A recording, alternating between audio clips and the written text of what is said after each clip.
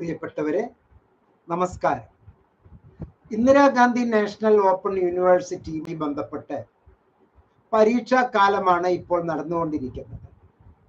ഈ പരീക്ഷാ കാലഘട്ടത്തിൽ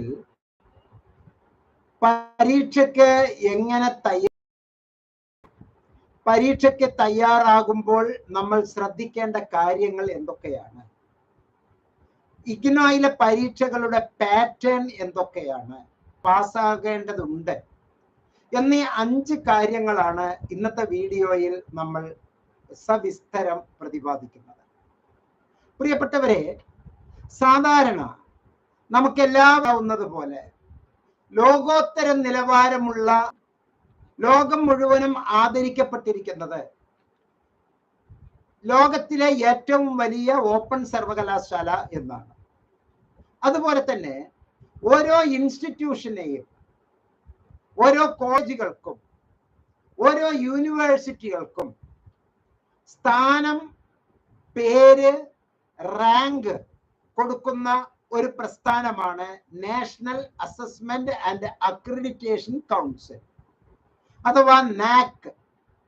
നാക്കിന്റെ ഏറ്റവും ടോപ്പിലുള്ള റാങ്ക് എന്ന് പറയുന്നത് A++ ആണ്. 1000-ൽ കൂടുതൽ മാനദണ്ഡങ്ങൾ വെച്ച്, ക്വസ്റ്റ്യനെയർ വെച്ച്, ചോദ്യാവലികളിലൂടെ അതിന്റെ ഉത്തരങ്ങൾ ബന്ധപ്പെട്ട യൂണിവേഴ്സിറ്റി അധികൃതരും അതിന്റെ ഗുണഭോക്താക്കളും നൽകുന്ന ഉത്തരത്തിന്റെ ഇവാലുവേഷൻ അനുസരിച്ചാണ് നാക് അതിന്റെ അസസ്മെന്റിൽ എത്തിച്ചേരുന്നത്. അങ്ങനെ അസസ്മെന്റിൽ എത്തിച്ചേർന്ന ഏറ്റവും നല്ല ഒരു റാങ്കാണ് A++ നേടിയിട്ടുള്ള ഇഗ്നോയുടെ റാങ്ക്. കേരളത്തിലെ ഒരു യൂണിവേഴ്സിറ്റിക്കും 3 കൊല്ലം മുമ്പേ നാക്കിന്റെ A++ അംഗീകാരം കിട്ടില്ല എന്ന് മനസ്സിലാക്കുക. ഇങ്ങനെയുള്ള ഇഗ്നോയിലെ പരീക്ഷകളെ പറ്റി ഒരുപാട് കിംവദന്തികൾ നമ്മുടെ നാട്ടിൽ നടക്കുന്നുണ്ട്. ഇഗ്നോയിലെ പരീക്ഷകൾ പൊതുവെ തൃപ്തികരമല്ല. ഇഗ്നോയിലെ പരീക്ഷകൾ വളരെ ഉദാസീനതയോടുകൂടിയാണ് നടക്കുന്നത് എന്നൊക്കെ പറഞ്ഞ് ഇഗ്നോയുടെ മേലെ പഴി ചുമത്തുന്ന കുറച്ചു പേർ നമ്മുടെ നാട്ടിലുണ്ട്. പൊതുവെ അത് ഇഗ്നോയുടെ കുറ്റമല്ല, ഇത്തരത്തിലായതാണ്. ഇഗ്നോയുടെ പേരിൽ ചില വ്യക്തികൾ ചില അറിയാത്ത ചില ബിസിനസ്സുകൾ ചെയ്തു പോകുന്നുണ്ട്. അത്തരത്തിലുള്ള ആളുകൾക്ക് വശംവദരാകരുത് എന്നുള്ളത് ഓർമ്മപ്പെടുത്താനും കൂടിയാണ് ഈ വീഡിയോ ഞാൻ നൽകുന്നത്. ഈ വീഡിയോയിൽ നമ്മൾ ഉദ്ദേശിക്കുന്ന 5 കാര്യങ്ങളിൽ ഒരു കാര്യം, ഏറ്റവും നല്ല മാർക്കോടുകൂടി ഇഗ്നോയിൽ പാസ്സാകാൻ നമ്മൾ ഏതൊക്കെ മേഖലയിലാണ് ശ്രദ്ധിക്കേണ്ടത് അഥവാ ഊന്നൽ കൊടുക്കേണ്ടത് എന്നുള്ളത്. നമുക്കറിയാം, പരീക്ഷ എന്ന് പറയുന്നത് ഒരു വ്യക്തിയുടെ ജീവിതത്തിൽ പരീക്ഷ എന്നുള്ളത് ഒരിക്കലും ഒഴിവാക്കാൻ പറ്റാത്ത ഒരു സംഗതിയാണ്. നമ്മൾ എല്ലാവരും വിവിധ പരീക്ഷകളിൽ നല്ല മാർക്ക് വാങ്ങി പാസ്സാകണം എന്ന് ആഗ്രഹിക്കുന്നവരാണ്. എത്ര തന്നെ മാർക്ക് വേണ്ട എന്ന് ആഗ്രഹിച്ചാലും ഒരു സ്വകാര്യതയിൽ നമ്മൾ പലപ്പോഴും ഉയർന്ന മാർക്കുകൾ വാങ്ങാൻ വേണ്ടി എല്ലാ തരത്തിലുള്ള പരിപാടികളും നമ്മൾ ആസൂത്രണം ചെയ്യാറുണ്ട്. ചില പഠിതാക്കൾ ബുദ്ധിമാന്മാരാണ്. പൊതുവെ ബുദ്ധിമാന്മാർ ഹാർഡ് വർക്ക് ചെയ്യാൻ ഒരിക്കലും ആരെയും പ്രേരിപ്പിക്കാറില്ല. എല്ലാവരും, എക്സ്പെർട്ടുകൾ പ്രത്യേകിച്ച് പറയുന്നത്, ഹാർഡ് വർക്ക് അഥവാ കഠിനാധ്വാനം എന്നുള്ളതിന് ഉപരി മാർക്ക് കഠിനാധ്വാനത്തിൽ കിട്ടാൻ നമ്മൾ സ്മാർട്ട് വർക്കാണ് ചെയ്യേണ്ടത് എന്നാണ് എല്ലാവരും ഉത്ബോധിപ്പിക്കാറുള്ളത്. ലോകാരോഗ്യ സംഘടന, യൂണിസെഫ്, ലൈഫ് സ്കിൽ എഡ്യൂക്കേഷൻ, ഇങ്ങനെയുള്ള പല മേഖലകളിലൂടെ ജീവിത നൈപുണ്യം നമ്മെ പഠിപ്പിക്കുന്നതെല്ലാം തന്നെ you don't work hard but you get to secure high score, you work smart എന്നാണ് നമ്മെ ധരിപ്പിക്കാറുള്ളത്. അതായത് സ്പെസിഫിക് ആയി, മെഷറബിൾ ആയി, അഡ്ജസ്റ്റബിൾ ആയി, റിലയബിൾ ആയി, ടൈം ബൗണ്ട് ആയി നമ്മൾ പഠിക്കണം എന്നുള്ളതാണ് ഇതിൽ പറഞ്ഞു വരുന്ന ശാസ്ത്രീയമായ മനോഭാവം. ഈ പരീക്ഷ എഴുതുക എന്നുള്ള ഒരു പ്രക്രിയയിൽ ഓർമ്മയ്ക്ക് വളരെ വലിയ സ്ഥാനമുണ്ട്. ഓർമ്മ അത് എല്ലായ്പ്പോഴും നിലനിന്നോളണം എന്നില്ല. ഷോർട്ട് ടേം മെമ്മറി എന്നും ലോങ് ടേം മെമ്മറി എന്നും കുറച്ച് സൈക്കോളജിക്കലി നമുക്ക് പറയാം. മെമ്മറിയുമായി ബന്ധപ്പെട്ട് ഷോർട്ട് ടേം മെമ്മറിയിൽ നമ്മൾ കാണുന്ന, കേൾക്കുന്ന, മനസ്സിലാക്കുന്ന, അനുഭവിക്കുന്ന കുറെ സംഗതികൾ കൂടുതൽ പ്രാവശ്യം പ്രാക്ടീസ് ചെയ്യുമ്പോൾ അത് നമ്മളുടെ തലച്ചോറിൽ ലോങ് ടേം മെമ്മറിയായി സ്റ്റോർ ചെയ്യപ്പെടുന്നു. അതുപോലെ തന്നെ നിലവിലുള്ള മെമ്മറി പവർ കൂടുതൽ ആഴത്തിലേക്ക് വരണമെങ്കിൽ നമ്മൾ ശ്രദ്ധിക്കേണ്ട ചില സംഗതികളാണ് കൂടുതൽ പ്രാക്ടീസ് ചെയ്യാൻ സഹായിക്കുന്ന 5 കാര്യങ്ങൾ. ഒരു ചോദ്യത്തിന് ഉത്തരം എഴുതുമ്പോൾ ആ ഉത്തരം എഴുതാൻ ഒരു ശീലം, ഹെഡിങ്, സബ് ഹെഡിങ്, കൈയക്ഷരം, അവതരണ രീതി, ഇങ്ങനെയെല്ലാം തന്നെ നമ്മൾ വളരെ ആസൂത്രണത്തോടു കൂടി മാത്രമേ അതെല്ലാം പ്രതിഫലിപ്പിക്കാൻ കഴിയുകയുള്ളൂ. പരീക്ഷയിൽ നിങ്ങൾ എന്ത് എഴുതി എന്നുള്ളതിനേക്കാൾ പ്രാധാന്യം നിങ്ങളുടെ പേപ്പർ ഇവാലുവേറ്റ് ചെയ്യുന്ന ആൾക്ക് അത് എത്രത്തോളം മനസ്സിലാക്കാൻ പാകത്തിൽ നിങ്ങൾ എഴുതി പിടിപ്പിച്ചിട്ടുണ്ട് എന്നുള്ളതാണ് കാര്യം. കുറെ എഴുതി വെച്ചത് കൊണ്ട് കാര്യമായില്ല. ആ പരീക്ഷാ പേപ്പർ ആൻസർ ചെയ്യുന്ന അല്ലെങ്കിൽ അതിന് മൂല്യനിർണയം നടത്തുന്ന മൂല്യകർത്താവിന് എത്രത്തോളം നിങ്ങളുടെ വേ ഓഫ് പ്രസന്റേഷൻ ഇംപ്രഷൻ ആയി എന്നുള്ളതാണ് കാര്യം. അതുകൊണ്ട് തന്നെ ഈ വീഡിയോയിൽ മുഹമ്മദ് മുബാറക് മാസ്റ്റർ 10 ടെക്നിക്കുകൾ താങ്കളെ ഓർമ്മിപ്പിക്കുകയാണ്. മനഃശാസ്ത്രപരമായ 10 വിദഗ്ധമായ ടെക്നിക്കുകളാണ്. ഈ 10 ടെക്നിക്കുകൾ നിങ്ങളുടെ മാർക്കിന്, നിങ്ങളുടെ ജീവിതത്തെ തന്നെ ഒരു ടേണിംഗ് പോയിന്റ് ആകട്ടെ എന്ന് ആത്മാർത്ഥമായി ആശംസിക്കുന്നു. എം നോട്ട്സ് നിരന്തരം വാച്ച് ചെയ്യുക. എം നോട്ട്സ് വാച്ച് ചെയ്യുന്നതിനോടൊപ്പം തന്നെ സെന്റർ ഫോർ ബിഹേവിയറൽ സയൻസിന്റെ ഇതര സേവനങ്ങളുമായി നമ്മൾ കൂടുതൽ മനസ്സിലാക്കുക. പരീക്ഷയ്ക്ക് ഇഗ്നോ തരുന്ന പുസ്തകങ്ങൾ മാത്രം ആശ്രയിച്ചാൽ നമുക്ക് ഉയർന്ന സ്കോർ ലഭിക്കുക ചിലപ്പോൾ പ്രയാസകരമായിരിക്കും. ഒരു 40%, 45% മാർക്ക് കിട്ടിയാൽ മതി എന്നാണ് നിങ്ങളുടെ ആശയമെങ്കിൽ നിങ്ങൾക്ക് അത് മതിയാകും. ഇഗ്നോയുടെ ടെക്സ്റ്റ് മെറ്റീരിയൽ ധാരാളമാണ്. അത് സെൽഫ് എക്സ്പ്ലനേറ്ററി സ്റ്റഡി മെറ്റീരിയൽ ആണ്. സ്വയം നിങ്ങളോട് വിശദീകരിക്കുന്ന ഒരു രീതിയാണ് അതിനുള്ളത്, ഇഗ്നോയുടെ ടെക്സ്റ്റ് മെറ്റീരിയൽക്ക് ഉള്ളത്. അതിലുപരി സ്വന്തം മാതൃഭാഷയിൽ മനസ്സിലാക്കി തരാൻ ഏതെങ്കിലും തരത്തിലുള്ള ക്ലാസുകൾ താങ്കൾക്ക് കിട്ടുമെങ്കിൽ ഞാൻ റെക്കമെൻഡ് ചെയ്യുന്നു സെന്റർ ഫോർ ബിഹേവിയറൽ സയൻസിന്റെ സഹോദര സ്ഥാപനമായ എഡ്ജ് ഫോർ അഡ്വാൻസ്ഡ് സ്റ്റഡീസ് നൽകുന്ന ആ വിദഗ്ധരായ അധ്യാപകർ നൽകുന്ന ക്ലാസുകൾ. ആ ക്ലാസുകൾ താങ്കൾക്ക് ആവശ്യമുണ്ടെങ്കിൽ ഈ വീഡിയോയിലെ ഡിസ്ക്രിപ്ഷൻ ബോക്സിൽ തന്നിരിക്കുന്ന നമ്പറിൽ ബന്ധപ്പെട്ടാൽ നിങ്ങൾക്ക് ഗൂഗിൾ ഫോം അയച്ചു തരുന്നതായിരിക്കും. മലയാളത്തിൽ ക്ലാസുകൾ താങ്കൾക്ക് കിട്ടും.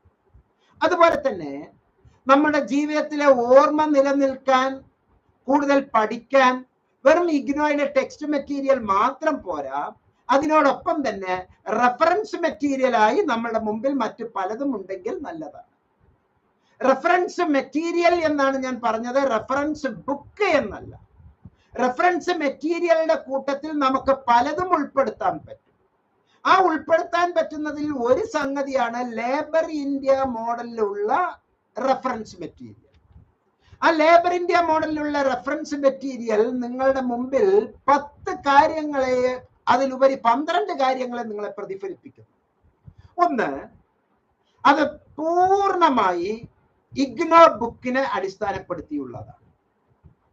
ഓരോ പോയിന്റിലും അതിന്റെ വിവിധ പേജുകളിൽ ഈ റെഫറൻസ് മെറ്റീരിയൽ, ലേബർ ഇന്ത്യ മോഡലിലെ റെഫറൻസ് മെറ്റീരിയൽ പലതരത്തിലുള്ള ചോദ്യങ്ങളുടെ ഒരു ക്വസ്റ്റ്യൻ ബാങ്ക് വിത്ത് ആൻസേഴ്സ് ആണ് ഉള്ളത്. ചാപ്റ്റർ വൈസ് റെഫറൻസസ് അതിന്റെ അകത്തുണ്ട്. ഓരോ യൂണിറ്റിലും നമ്മൾ എന്ത് പഠിക്കുന്നു എന്നുള്ളത്.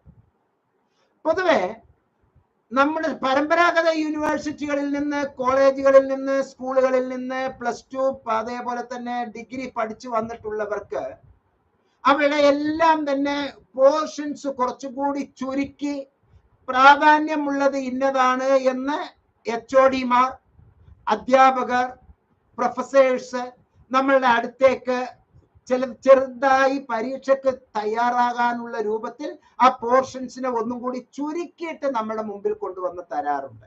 പക്ഷെ ഇഗ്നോയിൽ നിങ്ങൾ അത് പ്രതീക്ഷിക്കുകയേ അരുത്. കാരണം ഇഗ്നോയുടെ കോഴ്സില് A to Z എല്ലാം പഠിക്കാനുള്ളതാണ്. അപ്പൊ ഇഗ്നോ വളരെ നല്ല എക്സ്പീരിയൻസ് ആണ് നമുക്ക് നൽകുന്നത്. അതുകൊണ്ട് തന്നെ A to Z ഉള്ള എല്ലാ മേഖലയും കവർ ചെയ്യുന്ന, ഫുൾ കോഴ്സ് കവർ ചെയ്യുന്ന റെഫറൻസ് മെറ്റീരിയൽ ആണ് നമുക്ക് ആവശ്യം. ഇഗ്നോയുടെ ബുക്കുകൾ വളരെ കടുപ്പമേറിയതാണ്, കട്ടിയാണ്, വളരെ നല്ലതാണ്. പക്ഷെ പരീക്ഷയ്ക്ക് വേണ്ടി തയ്യാറാകുമ്പോൾ ചിലപ്പോൾ നമുക്ക് കുറച്ചും കൂടി സഹായകമാകുന്ന തരത്തിൽ സോൾവ്ഡ് തരത്തിലുള്ള ചെറിയ കണ്ടന്റുകളാക്കി, വലിയ വലിയ പാരഗ്രാഫിനെ ചെറിയ പാരഗ്രാഫാക്കി പ്രിസൈസിന്റെ രൂപത്തിൽ തന്നാൽ അത് കുറച്ചും കൂടി എളുപ്പത്തിൽ നമുക്ക് നൽകും. അങ്ങനെയുള്ള തയ്യാറെടുപ്പാണ് സെന്റർ ഫോർ ബിഹേവിയറൽ സയൻസ് നൽകുന്ന ഈ റെഫറൻസ് മെറ്റീരിയൽ. ഫുൾ കോഴ്സസ്, ഇഗ്നോയുടെ ഫുൾ കോഴ്സും കവർ ചെയ്തിട്ടുണ്ടാവും. ആ ബുക്ക് മുഴുവനും കവർ ചെയ്തിട്ടുണ്ടാവും. അതെല്ലാം ഉൾക്കൊള്ളിച്ച് എല്ലാം അതിനെ ലഘൂകരിച്ച് പരീക്ഷയ്ക്ക് എഴുതാൻ പാകത്തിലാണ് അത് തയ്യാറാക്കിയിട്ടുള്ളത്. മാത്രമല്ല മുൻ വർഷങ്ങളിലെ ചോദ്യങ്ങൾ, ഇഗ്നോ ചോദിച്ചിട്ടുള്ള ചോദ്യങ്ങൾ പരിചയപ്പെടുക, അതിന്റെ ഉത്തരങ്ങൾ കണ്ടെത്തുക, അങ്ങനെ പ്രാക്ടീസ് ചെയ്ത് പരീക്ഷയ്ക്ക് തയ്യാറാകുന്നത് എന്തുകൊണ്ടും നല്ലതായിരിക്കും. അത് നമുക്ക് ഈ റെഫറൻസ് മെറ്റീരിയൽ നൽകുന്നുണ്ട്. മാത്രമല്ല ഇഗ്നോയുടെ പുസ്തകത്തിന്റെ ശൈലി തന്നെ നമുക്ക് നോക്കിയാൽ അറിയാം. Check your progress, check your progress, check your progress എന്ന് പറയുന്നത്. അതായത് നമ്മൾ ഒരു പാരഗ്രാഫ് വായിച്ചു, 2 പാരഗ്രാഫ് വായിച്ചു, 5 പാരഗ്രാഫ് വായിച്ചു, ഒരു യൂണിറ്റ് വായിച്ചു. ആ യൂണിറ്റിലെ അവസാനം കുറച്ച് ചെക്ക് യുവർ പ്രോഗ്രസ് എന്നുള്ള ചോദ്യവും ഉത്തരവും കിട്ടും. അതിലെ ചോദ്യങ്ങൾ അതിൽ ഉള്ളതുപോലെ ഉത്തരങ്ങൾ ഇവിടെ reference material, labour India reference material നമുക്ക് ലഭ്യമാണ്. മാത്രമല്ല എക്സാം ഓറിയന്റഡ് ആക്ടിവിറ്റീസ് അവിടെ കൃത്യമായി ചിട്ടപ്പെടുത്തി തന്നിട്ടുണ്ടാവും. ചാർട്ടായി, ഷോർട്ട് നോട്ടായി, 100% ഇമ്പോർട്ടന്റ് ക്വസ്റ്റ്യൻസ് ഏതൊക്കെ എന്നുള്ളത് വളരെ ക്ലിപ്തപ്പെടുത്തിയിട്ടായിരിക്കും നമുക്ക് ഇത് നൽകുന്നത്. Sample question papers with answers അതിന്റെ അകത്തുണ്ട്. ടെക്സ്റ്റിലുള്ള ക്വസ്റ്റ്യൻസിന്റെ ആൻസേഴ്സ് അതിലുണ്ട്. ഈസിയായി കാൽക്കുലേറ്റ് ചെയ്യാൻ പറ്റുന്ന മെത്തേഡുകൾ എന്താണ്, ഫോർമുലാസ് എന്താണ് എന്നത് കൃത്യമായി പരിചയപ്പെടുത്തുന്നു. 100% സ്റ്റാൻഡേർഡും 100% പാസ് നൽകുന്ന, 100% പരീക്ഷ പാസ്സാകാനും 80-ൽ കൂടുതൽ മാർക്ക് നേടാനും ചാപ്റ്റർ തിരിച്ചുള്ള റെഫറൻസ് ചോദ്യങ്ങളുടെയും ഉത്തരങ്ങളുടെയും ബാങ്ക് താങ്കൾക്ക് ലഭിക്കാൻ ഈ വീഡിയോയിലുള്ള റെഫറൻസ് മെറ്റീരിയൽ, ഈ വീഡിയോയിലുള്ള റെഫറൻസ് നമ്പറിൽ താങ്കൾക്ക് വാട്സപ്പ് ചെയ്താൽ ഇതിന്റെ എല്ലാ ഡീറ്റെയിലും താങ്കൾക്ക് ലഭ്യമാണ്. അപ്പൊ ഈ 2 സംഗതികൾ വളരെ ആഴത്തിൽ നിങ്ങൾ മനസ്സിലാക്കുക. ആ ഒരു ബേസോട് കൂടി ഈ നല്ല മാർക്കുകൾ വാങ്ങാനുള്ള ടെക്നിക്കുകൾ എന്തൊക്കെ എന്ന് നമുക്ക് പ്രയോഗിക്കാം. 10 ടെക്നിക്കുകളാണ് എനിക്ക് പറയാനുള്ളത്. അതിൽ ഒന്ന്, നിങ്ങൾ ഉത്തരം എഴുതുമ്പോൾ ക്രോണോളോജിക്കൽ ഓർഡറിൽ ആൻസർ എഴുതുക എന്നുള്ളതാണ്. വിശദീകരിച്ച് തരാം. 2, ഓരോ ഉത്തരം എഴുതുമ്പോഴും lines in a page and words in a line അത് കൃത്യമായി മനസ്സിലാക്കി വെക്കുക. 3, first impression is the best impression എന്നുള്ള ആപ്തവാക്യം സദാ ഓർമ്മയിൽ ഉണ്ടാകണം. 4, ഓപ്പണിംഗ് സെന്റൻസ്, ക്ലോസിംഗ് സെന്റൻസ് ഓരോ ഉത്തരത്തിലും അത് വളരെ പ്ലീസിംഗ് ആയിട്ടുള്ള രൂപത്തിൽ നമ്മൾ തയ്യാറാക്കണം. മാത്രമല്ല ഓരോ ഘട്ടത്തിലും ആവശ്യാനുസരണം ഹെഡിങ്, സബ് ഹെഡിങ്, അണ്ടർലൈൻസ് ഇതിന് അതിൻ്റെതായിട്ടുള്ള പ്രാധാന്യമുണ്ട്. മാത്രമല്ല ഉത്തരങ്ങൾ എഴുതുമ്പോൾ ചില സുപ്രധാനമായ സ്ഥലങ്ങളിൽ ഈ വളരെ പ്രസിദ്ധമായ ചില പുസ്തകങ്ങളെ നമ്മൾ പരിചയപ്പെടുത്തേണ്ടതുണ്ട്, ഓതേഴ്സിനെ നമ്മൾ പരിചയപ്പെടുത്തേണ്ടതുണ്ട്. വെൽത്ത് ഓഫ് നേഷൻ, എക്കണോമിക്സിനെ പറ്റി പറയുമ്പോൾ ആഡം സ്മിത്തിനെ പറ്റി പറയാതിരിക്കാൻ നമുക്ക് വയ്യ, ഹെൽത്ത് ഓഫ് നേഷനെ പറ്റി പറയാതിരിക്കാൻ വയ്യ. സൈക്കോളജിയെ പറ്റി പറയുമ്പോൾ സിഗ്മണ്ട് ഫ്രോയിഡിനെ പറ്റി നമുക്ക് പറയാതിരിക്കാൻ വയ്യ, അദ്ദേഹത്തിന്റെ സൈക്കോ ഡൈനാമിക് അനാലിസിസിനെ പറ്റി പറയാതിരിക്കാൻ വയ്യ. അപ്പൊ നിർബന്ധമായും ഓതറിനെ പറ്റി, ആ റൈറ്ററിനെ പറ്റി, അതുപോലെ ഇമ്പോർട്ടന്റ് ബുക്സുകളെ പറ്റി കൃത്യമായി മെൻഷൻ ചെയ്യുന്നത് വളരെ നല്ലതായിരിക്കും.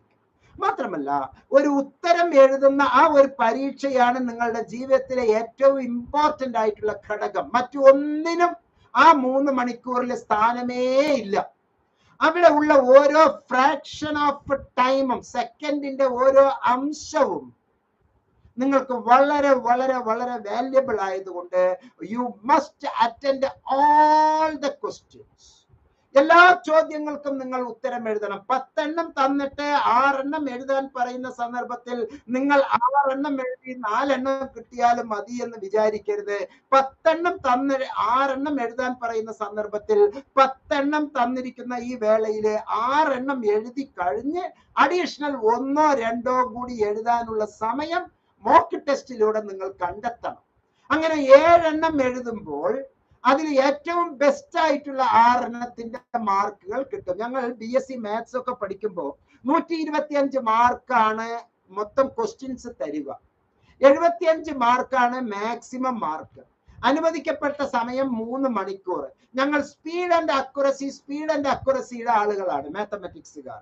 ഞങ്ങൾ എന്ത് ചെയ്യും? അനുവദിക്കപ്പെട്ട ചോദ്യങ്ങളുടെ എണ്ണത്തിൽ ഉപരി ഒരു 5ഓ 6ഓ എണ്ണം കൂടുതൽ നമ്മൾ എഴുതി വെക്കും. അവിടെ ആവശ്യപ്പെട്ടിട്ടുള്ളത് ഇത്രയേ ഉള്ളൂ, 21 എണ്ണമേ എഴുതാൻ പറഞ്ഞിട്ടുള്ളൂ. പക്ഷെ ഞങ്ങൾ 25, 26, ചിലപ്പോൾ 30 എണ്ണവും എഴുതിയിരുന്നിരിക്കും. അങ്ങനെ എഴുതുമ്പോൾ ദ ബെസ്റ്റ്, ഏറ്റവും നല്ലതുകളെയാണ് മൂല്യനിർണ്ണയത്തിന് എടുക്കുക. നമ്മൾ ആദ്യം എഴുതിയത് ചിലപ്പോൾ 5 മാർക്കിന്റെ ചോദ്യത്തിനുള്ള ഉത്തരം നമ്മൾ എഴുതിയപ്പോൾ ചിലപ്പോൾ 3 മാർക്കായിരിക്കും കിട്ടാനുള്ള കണ്ടന്റ് ആയിട്ടുണ്ടാവുകയുള്ളൂ.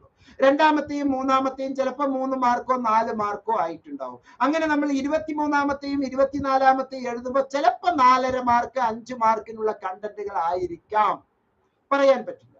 അപ്പൊ കൂടുതൽ എണ്ണം എഴുതുക, പരമാവധി എണ്ണം എഴുതുക എന്നുള്ളത് ഇതിൽ ഏറ്റവും നന്നായി നമ്മൾ ശ്രദ്ധിക്കണം. പക്ഷെ ഡോണ്ട് ബീറ്റ് ദ ബുഷ്.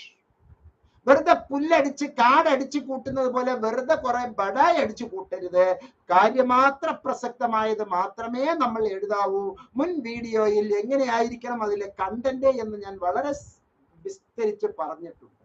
മാത്രമല്ല, ഇവിടെ 8ാമത്തെ ടെക്നിക്ക് നിങ്ങൾ ഓർത്തു വെക്കേണ്ടത് ദ നമ്പർ ഓഫ് ഷീറ്റ്സ്. അതും ഒരു പ്രധാന സംഗതിയാണ്. പേജ് നമ്പർ കൊടുക്കുക, കൂടുതൽ പേജസ്, ഒരുപാട് പേജസ് അല്ലാതെ കാര്യമാത്ര പ്രസക്തമായ സംഗതികൾ വ്യക്തമാകുന്ന രൂപത്തിലുള്ള പേജസ് ആയിരിക്കണം. ഓരോ സന്ദർഭത്തിലും അനുയോജ്യമായ കോട്ടുകൾ, കൊട്ടേഷനുകൾ, ഫേമസ് ആയിട്ടുള്ള സുപ്രസിദ്ധരായ ആളുകളുടെ, ചിലപ്പോൾ കുപ്രസിദ്ധരായവരുടെയും ചില കോട്ടുകൾ, കൊട്ടേഷൻസ് നമുക്ക് എന്തുകൊണ്ടും ഗുണപ്രദമായിരിക്കും. അത് കൊടുക്കുമ്പോൾ അനുയോജ്യമായ കൊട്ടേഷൻസ് കൊടുക്കുക. എനിക്ക് കുറെ കൊട്ടേഷൻസ് അറിയുമേ എന്ന് പറഞ്ഞ് എന്തെങ്കിലും കുറെ കൊട്ടേഷൻസ് നമ്മൾ ഇട്ട് വെക്കരുത്. മാത്രമല്ല, ഫേമസ് സ്പീച്ചസ്, ചില സുപ്രധാനമായ വർത്തമാനങ്ങളുണ്ട്, ചർച്ചകളുണ്ട്, ഡയലോഗ്സ് ഉണ്ട്. അത് വേണമെങ്കിൽ നമുക്ക് അത്യാവശ്യത്തിന് കോട്ട് കൊടുക്കുന്നതിൽ, എഴുതി വെക്കുന്നതിൽ കുഴപ്പമൊന്നുമില്ല. അവസാനം ആ ഒരു ഉത്തരം എഴുതുന്നതിന്റെ ഒരു ഫൈനൽ ഒരു നോട്ട്, നിങ്ങളുടെ ഒരു സംഗ്രഹം ഉണ്ടായിരിക്കുന്നത് വളരെ നല്ലതായിരിക്കും. അപ്പോൾ ഈ പറഞ്ഞ 10 കാര്യം ഒരിക്കൽ കൂടി ഓർക്കുക. 1, ക്രോണോളജിക്കൽ ആൻസറിങ് ആയിരിക്കണം. 1, 2, 3, 4 എന്നുള്ളതാണ് ഏറ്റവും നല്ലത്. എന്ന് പറഞ്ഞാൽ 1 കഴിഞ്ഞിട്ടേ 2 എഴുതാവൂ എന്നൊന്നുമില്ല. 1 കഴിഞ്ഞിട്ട് 2 കഴിഞ്ഞിട്ടേ 3 എഴുതാവൂ എന്നൊന്നുമില്ല. പൊതുവെ ക്രോണോളജിക്കൽ ആൻസറിങ് കൊണ്ട് ഉദ്ദേശിച്ചത് ആദ്യമേ ഒരു 18, പിന്നെ ഒരു 3, പിന്നെ ഒരു 21, പിന്നെ ഒരു 14, പിന്നെ ഒരു 7, അങ്ങനെ വരുന്നതിന് പകരം നിങ്ങൾക്ക് അറിയാവുന്ന രീതിയിൽ ക്രോണോളജിക്കൽ ഓർഡറിൽ ചെറുതിൽ നിന്ന് വലുതിലേക്ക് പോകുന്ന രൂപത്തിൽ, അതാണ് ഇവിടെ ഉദ്ദേശിച്ചത്. ക്രോണോളജിക്കൽ ആൻസറിങ് ആയിരിക്കണം നിങ്ങൾ ഉണ്ടാക്കേണ്ടത്.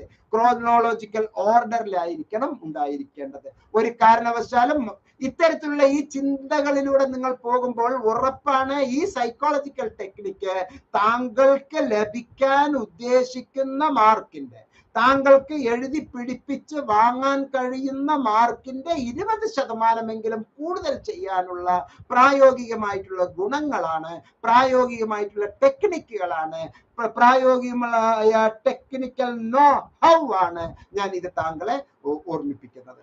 Lines in a page and words in a line. First impression is the best impression.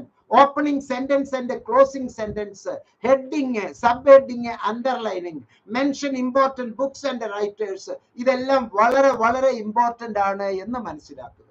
How to score good marks in exams എന്ന് പറയുന്നത് എല്ലാവരുടെ മൈൻഡിലും ഉണ്ടാകേണ്ടതാണ്. അപ്പൊ 1, 2, 3, 4 എന്ന് ആ ഒരു ക്രോണോളജിക്കൽ ഒരു ഓർഡറിൽ നമ്മൾ പരീക്ഷ എഴുതാൻ വേണ്ടി പരിശീലിക്കുക. മാത്രമല്ല ഹാർവാർഡ് യൂണിവേഴ്സിറ്റി വളരെ വിദഗ്ധമായ ചില റിസർച്ചുകളിൽ പറഞ്ഞിട്ടുണ്ട്, സ്മാർട്ട് വർക്ക് ആണ് ഏറ്റവും നല്ലത്. They evaluated several answer sheets in 6 continents. Okay, 6 മഹാ ഭൂഖണ്ഡങ്ങളിൽ നിന്ന് അവർ കണ്ടെത്തിയിട്ടുള്ള ചില കണ്ടെത്തലുകളാണ്. ചിലരുടെ ആൻസർ പേപ്പറിലെ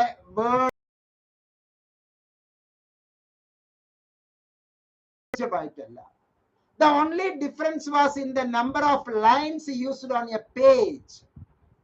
അപ്പൊ പേജിൽ എത്ര ലൈൻ, ഓരോ ലൈനിലും എത്ര വേർഡ് എന്നുള്ളത് അളന്ന് മുറിച്ച് നമ്മൾ എഴുതേണ്ടത് വളരെ ഇമ്പോർട്ടന്റ് ആണ്. ഒരു പരമാവധി ഒരു പേജിൽ 15 ലൈനൊക്കെ നമ്മൾ എഴുതാൻ പാടും. ഒരു ലൈനിൽ പരമാവധി 5ഓ 6ഓ വാക്കുകൾ വരത്തക്ക രൂപത്തിൽ നല്ല പ്ലീസിംഗ് ആയിട്ടായിരിക്കണം എഴുതേണ്ടത്. ഏറ്റവും പരമാവധി വന്നാൽ ഒരു 25 ലൈനേ ഒരു പേജിൽ പാടുള്ളൂ എന്ന് മനസ്സിലാക്കുക. അതിൽ അടുപ്പിച്ച് നമ്മൾ ഒരിക്കലും എഴുതരുത്. വളരെ ക്ലിയർ ആയി മെമ്മറിയിൽ ഓർത്തെടുക്കാൻ പാകത്തിൽ വളരെ എഡിറ്റിക് മെമ്മറി ഉണ്ടാകുന്ന ടൈപ്പിലായിരിക്കണം. ഓക്കെ, എഡിറ്റിക് മെമ്മറി ഉണ്ടാകുന്ന ടൈപ്പിലായിരിക്കണം നമ്മൾ ഓരോരുത്തരും. അങ്ങനെ ചെയ്യുന്നത് നിങ്ങളുടെ മാർക്ക് 5% വർദ്ധിപ്പിക്കാനുള്ള ആ സ്പേസ് എല്ലാം കൊടുത്ത് റിസർച്ച് വളരെ കൃത്യമായി പറയുന്നു. എഡിറ്റിക് മെമ്മറി കിട്ടണമെങ്കിൽ 5% കൂടുതൽ മാർക്ക് അപ്ലൈ ചെയ്യണമെങ്കിൽ നല്ല സ്പേസ് അറേഞ്ച്മെന്റ്, ലൈനും വേർഡും തമ്മിലുള്ള സ്പേസ് അറേഞ്ച്മെന്റ് വളരെ ഇമ്പോർട്ടന്റ് ആണ്. അതുപോലെ തന്നെ വളരെ വലിയ ഒന്നാണ് ഈ first impression is the best impression എന്നുള്ളത്. ഏറ്റവും നല്ല അറിയാവുന്നതിൽ വെച്ച് ഏറ്റവും ടോപ്പസ്റ്റ് പോയിന്റിനെ ഏറ്റവും നന്നായി എഴുതുക. ബാക്കിയുള്ളതൊക്കെ മോശമാകണം എന്നല്ല, സ്വാഭാവികമായും നിങ്ങൾ അങ്ങനെ എഴുതുമ്പോൾ അടുത്ത വരികൾ കുറച്ചും കൂടി മെച്ചപ്പെട്ട ഭാഷയായിരിക്കും. ഭാഷ കൊണ്ട് ഉദ്ദേശിച്ചത് ലാംഗ്വേജ് എന്നുള്ള അർത്ഥമില്ല, നിങ്ങൾ ഉപയോഗിക്കുന്ന പ്രയോഗ ശൈലിയാണ്. ഓരോരുത്തർക്കും ഓരോ പ്രയോഗ ശൈലിയുണ്ട്, നമ്മൾ ഉപയോഗിക്കുന്ന ഭാഷ ശൈലിയുണ്ട്. ആ ശൈലി ഏറ്റവും നല്ലത്. അത് നമ്മുടെ ശൈലി ഒരു 4%, 3% മാർക്ക് നമ്മെ വളരെ വർദ്ധിപ്പിക്കും എന്നുള്ളത് മനസ്സിലാക്കുക. അതുപോലെ തന്നെ ഓപ്പണിംഗ് സെന്റൻസ്, ക്ലോസിംഗ് സെന്റൻസ്, നല്ല ഒരു തുടക്കം അല്ലെ, ആ ഒരു നല്ല മനോഹരമായ ഒരു തുടക്കം, ഒരു ആമുഖത്തോടു കൂടി, എന്നിട്ട് ഏറ്റവും നല്ല ഒരു രീതി. ഇവിടെ എല്ലാം നമ്മൾ ശ്രദ്ധിക്കേണ്ടത് നോർമൽ ഡിസ്ട്രിബ്യൂഷൻ കേർവ് പോലെയാണ്.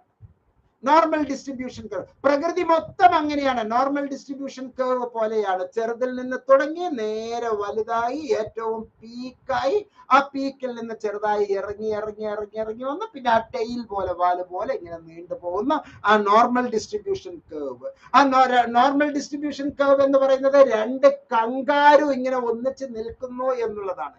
കർട്ടോസിസ് എന്നുള്ള വാക്കിന്റെ അർത്ഥം കങ്കാരു എന്നാണ്.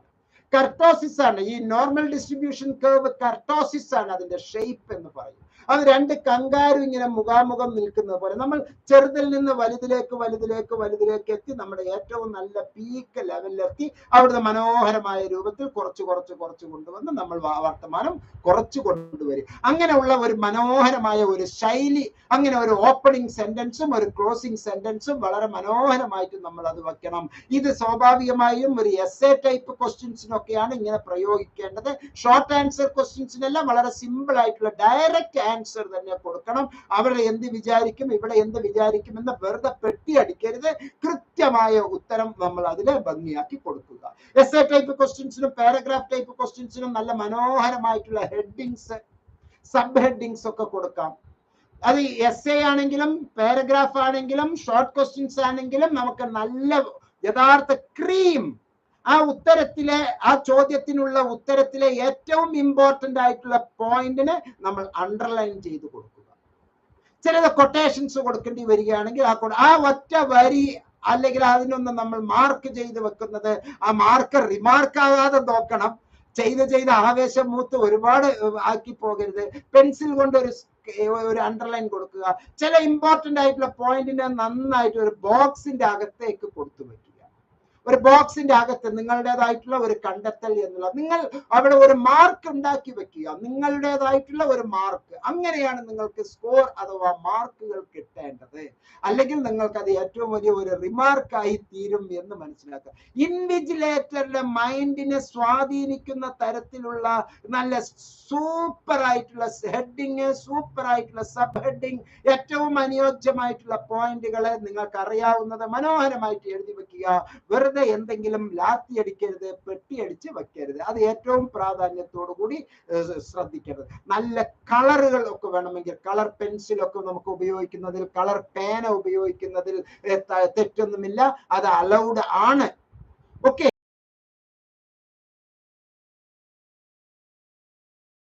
എങ്കിൽ പോലും നിങ്ങൾ ചിലതിലെ ചുവന്ന മഷിയും ചിലതില് നല്ല ഒരു പെൻസിലിൽ തന്നെ HB ലെവൽ വ്യത്യസ്തമായിട്ടുള്ള 2-3 ലൈറ്റ് ആയിട്ടുള്ളത്, ഇത്തിരി ഡാർക്ക് ആയിട്ടുള്ളത്, അങ്ങനെയുള്ള പെൻസിലുകൾ ഉണ്ടെങ്കിൽ അതിൽ ആ ബോക്സിലാക്കി അണ്ടർലൈൻ ചെയ്ത് വെക്കുന്നത് എന്തുകൊണ്ടും നല്ലതായിരിക്കും. ഉത്തരങ്ങൾ എഴുതുമ്പോൾ തന്നെ നിർബന്ധമായും നിങ്ങൾ ഇമ്പോർട്ടന്റ് ബുക്കുകള്, അതിന്റെ ഓതേഴ്സ് അതൊക്കെ ഇങ്ങനെ എഴുതി വെക്കുന്നതും കൊട്ടേഷൻസ് കൊടുക്കുന്നതും വളരെ നല്ലതായിരിക്കും.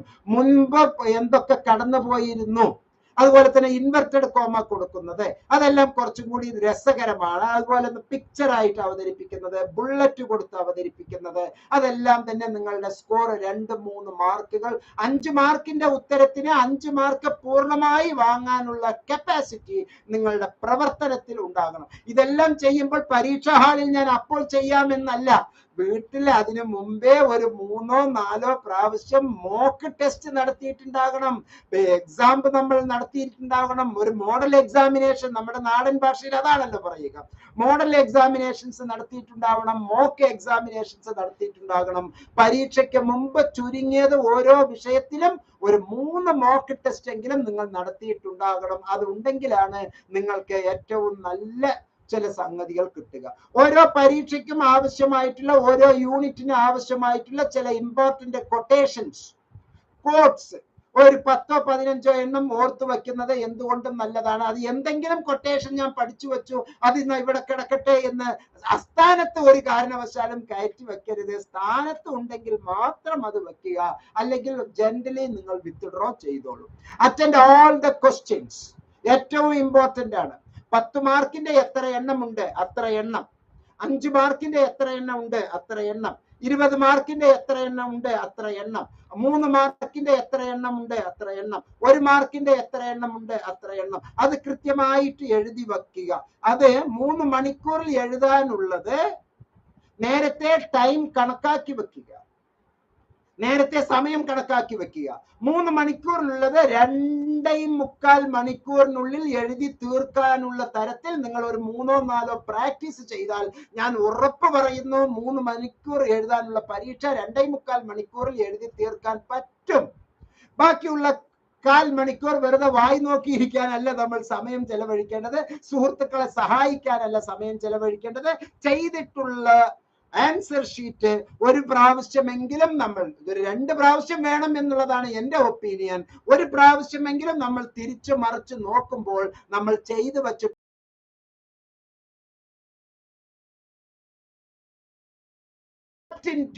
ഇഴഞ്ഞു വന്നിട്ടുള്ള ചില പാളിച്ചകൾ, പോരായ്മകൾ, പിശകുകൾ നമുക്ക് അതിൽ കൃത്യമായി മനസ്സിലാക്കാൻ പറ്റും. അത് വീണ്ടും നമുക്ക് റീറൈറ്റ് ചെയ്യാൻ പറ്റും. അങ്ങനെ റീറൈറ്റ് ചെയ്യുമ്പോൾ കിറുക്കരുത്, പിറുക്കരുത്, മറിച്ച് ഒന്ന് വെട്ടുക. വെട്ടണം എന്ന് തോന്നുകയാണെങ്കിൽ ഒന്ന് വെട്ടുക, അതിന്റെ മുകളിൽ അതിന്റെ താഴെ ഭംഗിയായിട്ട് എഴുതി വെക്കുക. അപ്പൊ എല്ലാ ക്വസ്റ്റ്യൻസും എഴുതുക. 20 മാർക്ക്, ഇപ്പൊ 1 മണിക്കൂർ, മൊത്തം 3 മണിക്കൂർ, 20 മാർക്കിന്റെ ക്വസ്റ്റ്യൻ 3 എണ്ണം എഴുതണം. അപ്പൊ 20 മിനിറ്റ് അനുവദിക്കപ്പെട്ട സമയം. നിങ്ങൾ അത് 15 മിനിറ്റിൽ എഴുതാനുള്ള പ്രാക്ടീസ് ചെയ്യണം. 15 മിനിറ്റിൽ ആദ്യത്തെ 5 മിനിറ്റ് ഞാൻ ഇന്ന കാര്യം, അടുത്ത 5 മിനിറ്റിൽ ഇന്ന കാര്യം, അടുത്ത 5 മിനിറ്റിൽ ഇന്നത്. 15ാമത്തെ മിനിറ്റ് എത്തിയാൽ അവിടെ നിർത്തുക. അതിന്റെ മേലെ തന്നെ ഇരുന്ന് മേയരുത്, അവിടെ നിർത്തുക. അത് നിർത്തിയതിനു ശേഷം ഒരു 4ഓ 5ഓ വരി ഒഴിവാക്കിയിട്ട് അതിന് താഴെ പെൻസിൽ കൊണ്ട് ഒരു വര കൊടുത്ത് അടുത്തത് നമ്മൾ എഴുതുക. അങ്ങനെ അടുത്തത് എഴുതുക. എല്ലാം എഴുതിയിട്ട് സമയം നമുക്ക് ഒരു 15 മിനിറ്റ് 20 മിനിറ്റ് കൂടുതൽ ഉണ്ടാവും. ഒന്ന് വായിച്ച് ഇങ്ങനെ ഓടിക്കുമ്പോൾ സ്വാഭാവികമായും പുതിയത് നമുക്ക് എഴുതാൻ, ആ ഗ്യാപ്പ് കൊടുത്തതിൽ നമുക്ക് എഴുതാൻ സ്ഥലം ഉണ്ടാകും. അതുകൊണ്ട് തന്നെ അറ്റൻഡ് ഓൾ ദ ക്വസ്റ്റ്യൻസ്.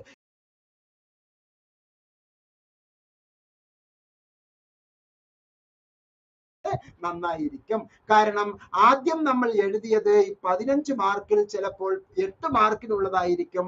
രണ്ടാം പ്രാവശ്യം നമ്മൾ എഴുതിയത് 15 മാർക്കിൽ 10 മാർക്ക്. അതേ ചോദ്യത്തിന്റെ ഉത്തരമല്ല, അതുപോലുള്ള മറ്റ് ചോദ്യങ്ങൾക്കുള്ള ഉത്തരം. ഒരേ ചോദ്യം 2 പ്രാവശ്യം ഉത്തരം എഴുതി വെക്കരുത്. അത് വിഡ്ഢിത്തമാണ്.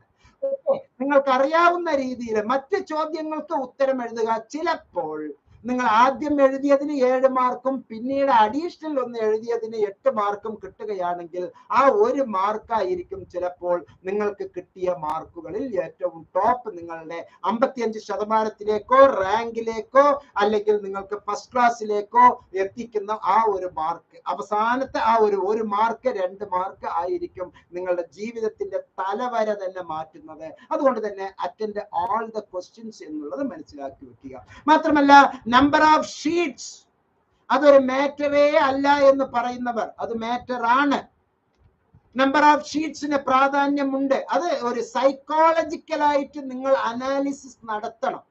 നിങ്ങളുടെ ടീച്ചർ മുൻ അനുഭവത്തിലൂടെ പറഞ്ഞിട്ടുള്ളത്, നിങ്ങളുടെ സഹപാഠികൾ മുൻ അനുഭവത്തിലൂടെ പറഞ്ഞിട്ടുള്ളത്, നിങ്ങൾ തന്നെ പല പരീക്ഷകളിലൂടെ കടന്നു പോയത്, അതെല്ലാം ഓർത്തിട്ട് എത്ര പേജ് എങ്ങനെ വേണം, ഏത് രീതിയിൽ വേണം എന്ന് ഇതെല്ലാം മനസ്സിലാക്കി തരാൻ സെന്റർ ഫോർ ബിഹേവിയറൽ സയൻസ് നൽകുന്ന റഫറൻസ് മെറ്റീരിയലില് അതിനെ പറ്റിയ ശാസ്ത്രീയമായ ഘടനയിലാണ് ആ ബുക്കുകൾ എല്ലാം തന്നെ തയ്യാറാക്കിയിട്ടുള്ളത്. ഒരു കൂട്ടം കൗൺസിലിംഗ് സൈക്കോളജിസ്റ്റുകൾ വളരെ മനോഹരമായ രൂപത്തിൽ തയ്യാറാക്കിയിട്ടുള്ളതാണ് ലേബർ ഇന്ത്യ മോഡലിലുള്ള റഫറൻസ് മെറ്റീരിയൽ. ആ റഫറൻസ് മെറ്റീരിയലിൽ നിന്ന് നിങ്ങൾക്ക് ഇതിനുള്ള നല്ല മാതൃകകൾ കിട്ടും.